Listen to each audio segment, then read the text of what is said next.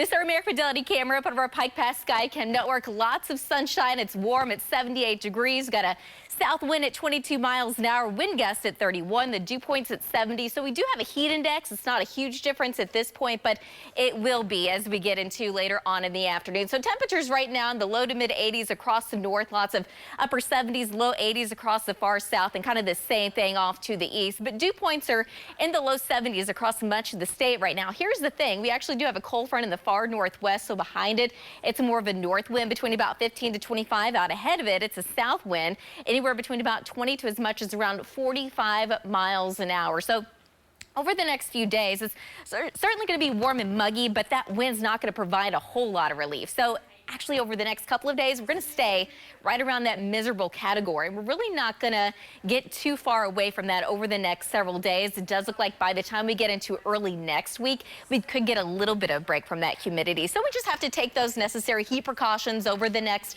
several days. Of course, we are getting closer and closer to summer. Summer officially arrives on Tuesday of next week.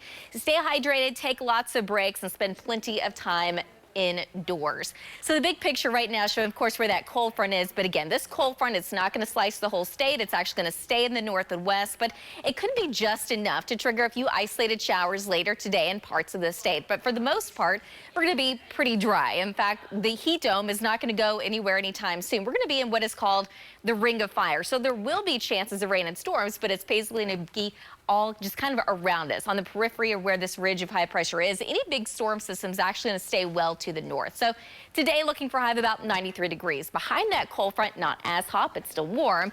Temperatures making it into the middle 80s later today. And for this evening, a very slight chance of rain and storms basically in parts of north central and northwestern Oklahoma. Overnight tonight, temperatures drop down into the low 70s, but actually dropping down into the low to mid 60s in northwest Oklahoma. Tomorrow afternoon, it's going to be hot again. 93 degrees in Oklahoma City, 98 in Ponca City, 95 in Clinton, and 97 tomorrow afternoon in Altus. And then on Friday, it actually looks a little bit hotter. And this time, unfortunately, it looks like a little bit of less mixing going on, so a little bit less wind. There's going to be less relief. 95 degrees in Oklahoma City, but 101 in Alva, 100 degrees in Clinton, 102 in Altus, and 100 also in Lawton. As we get into the weekend, temperatures really don't move a whole lot. So for Father's Day, we do have temperatures in the low 90s. Here's the thing.